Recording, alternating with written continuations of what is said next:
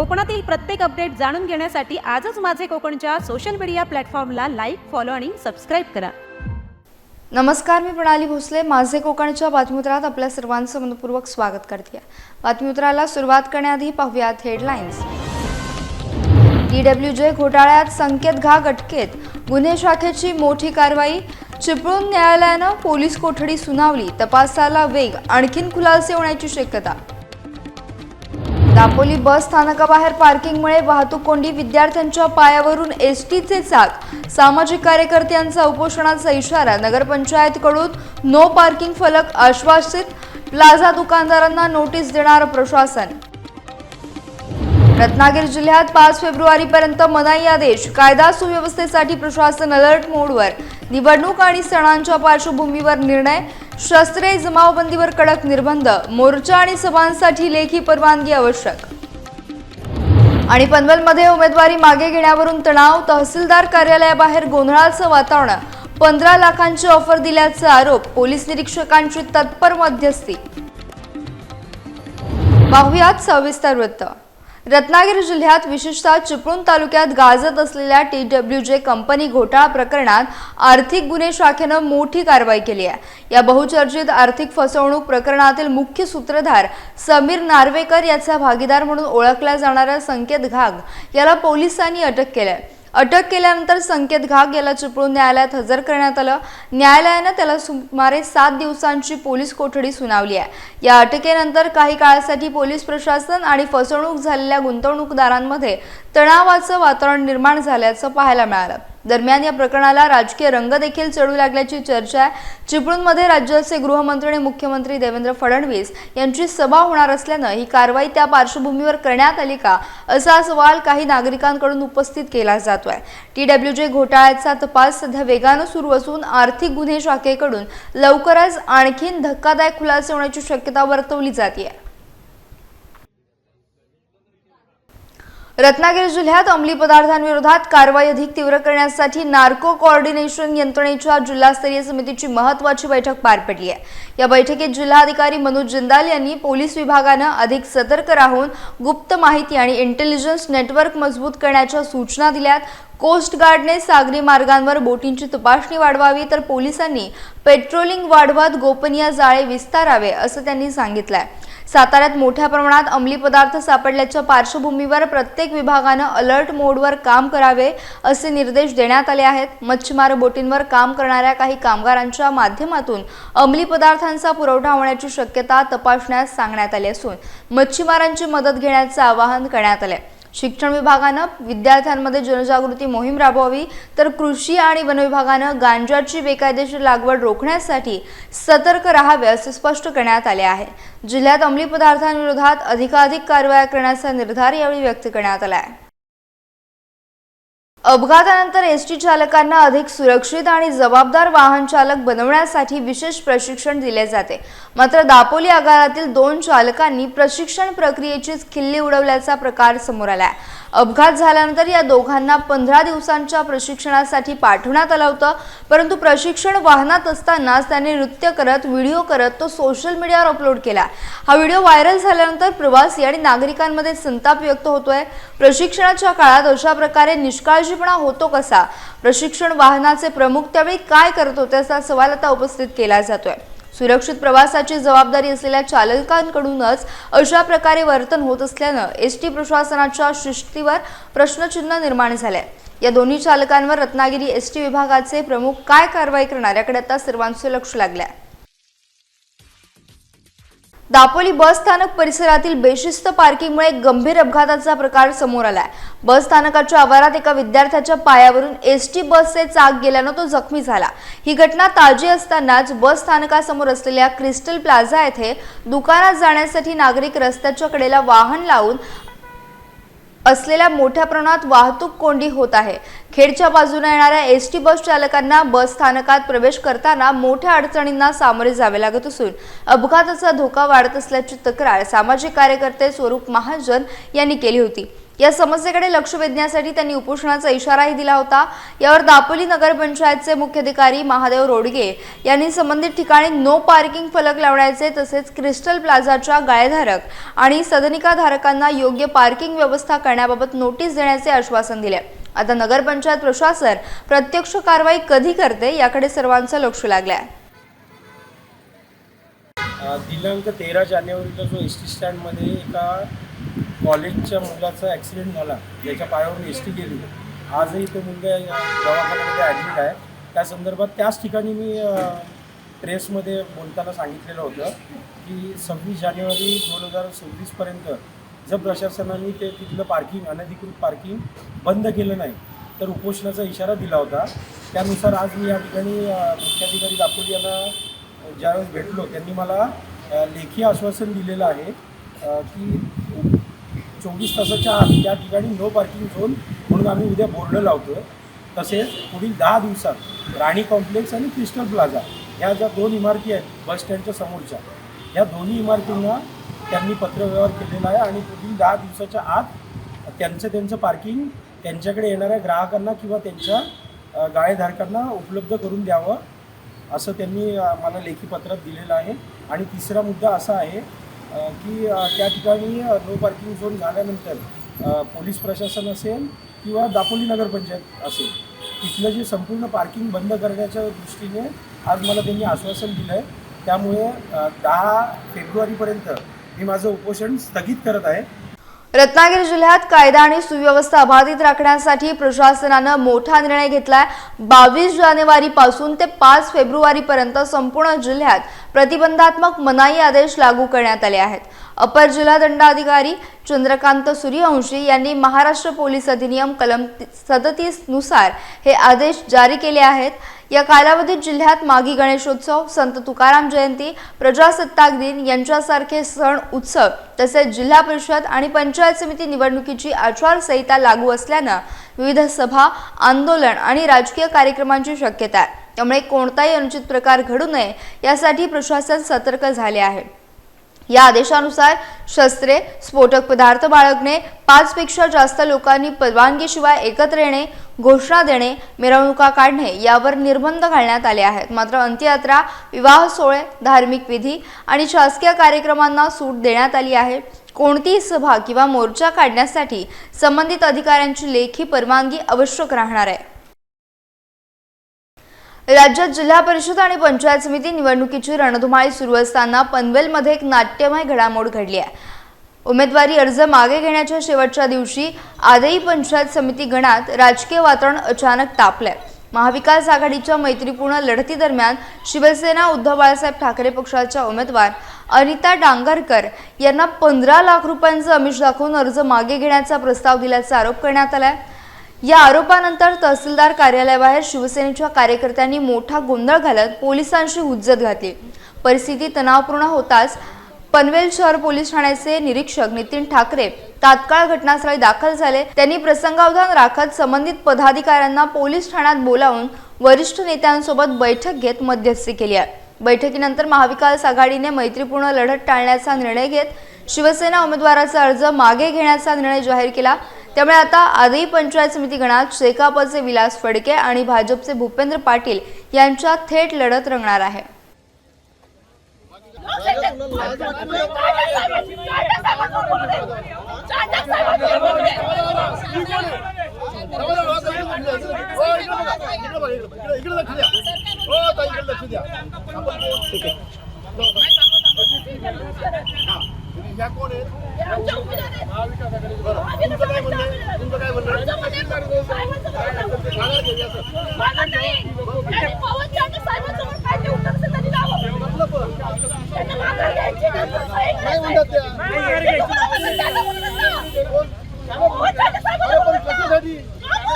Form भरलाय त्यांनी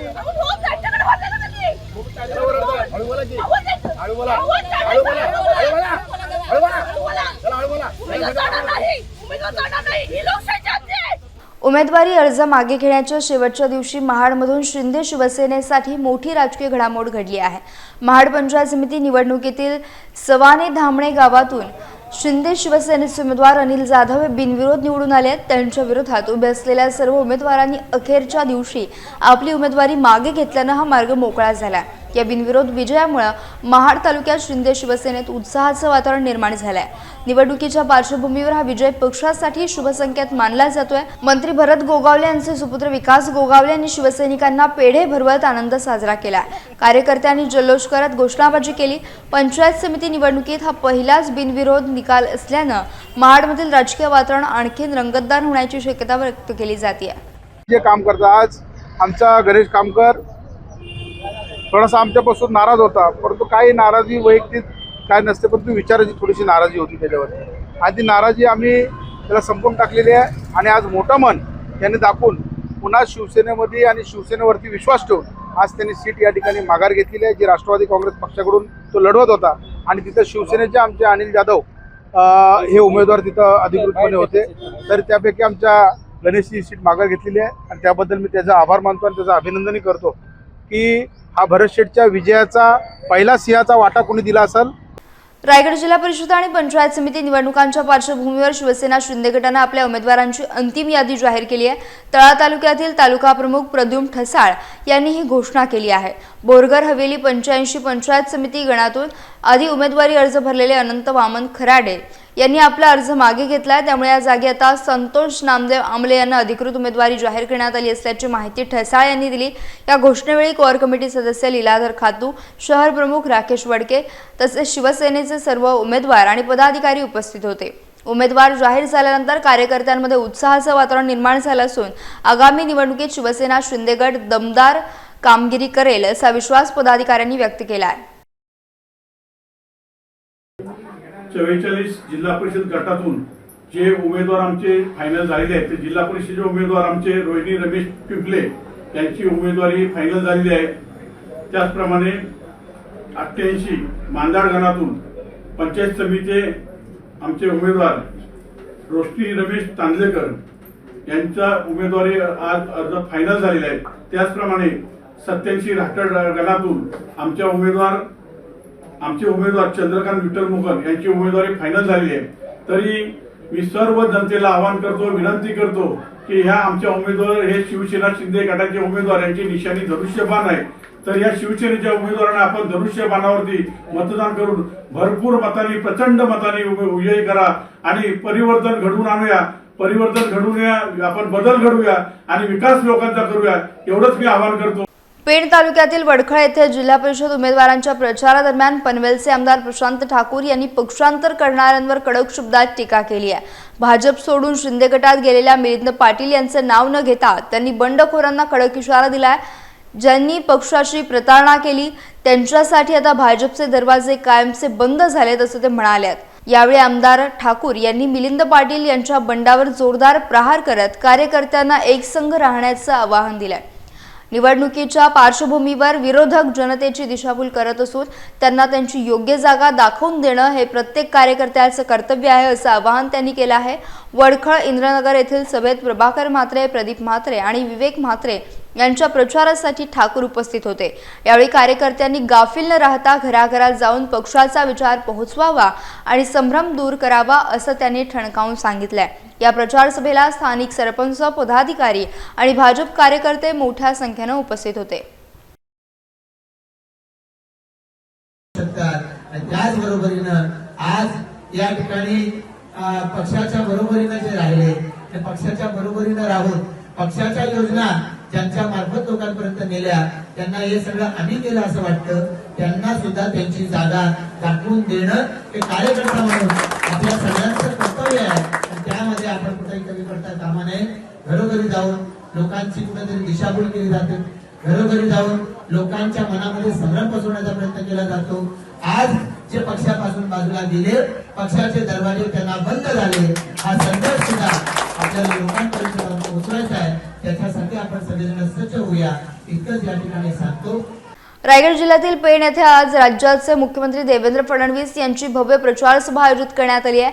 आगामी जिल्हा परिषद आणि पंचायत समिती निवडणुकांच्या पार्श्वभूमीवर मुख्यमंत्री आपल्या उमेदवारांच्या प्रचारासाठी मतदारांना मार्गदर्शन करणार आहेत। दुपारी ठीक 12 वाजता पेण येथील छत्रपती शिवाजी महाराज नगरपालिका मैदानात ही जाहीर सभा पार पडणार आहे। या सभेच्या माध्यमातून मुख्यमंत्री भाजपच्या निवडणूक प्रचाराचा अधिकृत बिगुल फुंकणार असून कार्यकर्त्यांमध्ये नवीन चैतन्य निर्माण करण्याचा त्यांचा प्रयत्न असेल। विशेष बाब म्हणजे नुकत्याच पार पडलेल्या नगरपालिका निवडणुकीत मोठ्या मताधिक्याने विजयी झालेल्या नवनिर्वाचित उमेदवारांचा विशेष सत्कार देखील याच व्यासपीठावरून मुख्यमंत्र्यांच्या हस्ते केला जाणार आहे। निवडणुकीच्या रणधुमाळीत मुख्यमंत्र्यांच्या या नियोजित दौऱ्याकडे आता संपूर्ण जिल्ह्याचं लक्ष लागलं असून ते आपल्या भाषणात विरोधकांवर काय तोफ डाकतात याकडे सर्वांची कमालीची उत्सुकता लागली आहे। या सभेची जय्यत तयारी आता पूर्ण झाली आहे।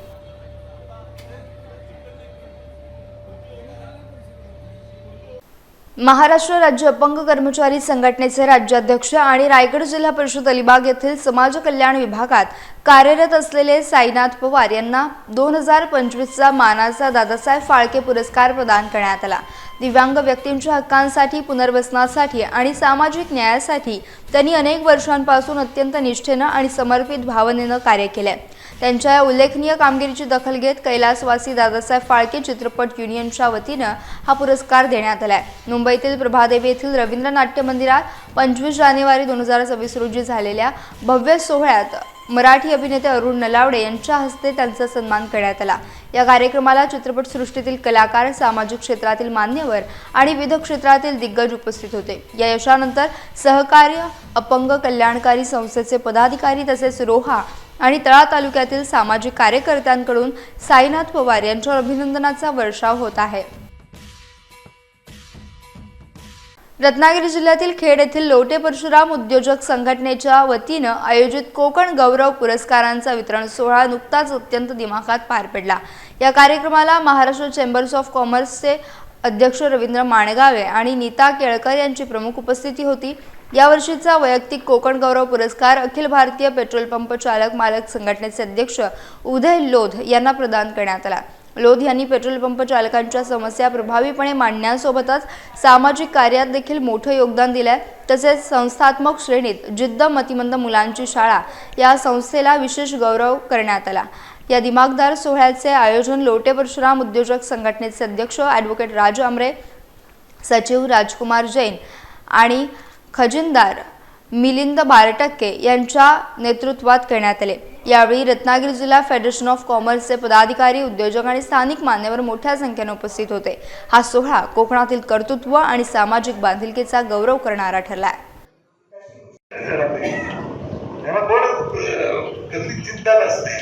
असा आमचा पेट्रोलचा वर्ग आहे। पण आज मी भाग्यवान आहे की गीताजी केळकर, त्याचे पती श्रीमती केळकर या ठिकाणी आहेत आणि या व्यवसायाची नसनस त्यांना माहिती आहे आणि दुखरीनच आम्ही एकमेकाला शेअर करत असतो की काय दुखतंय आणि त्याच्यावर काय उपाय करता येईल। आज अतिशय चुकीची प्रतिमा, वाईट नाही, पैशावर आज नाही, पण ती प्रतिमा चुकीची आहे।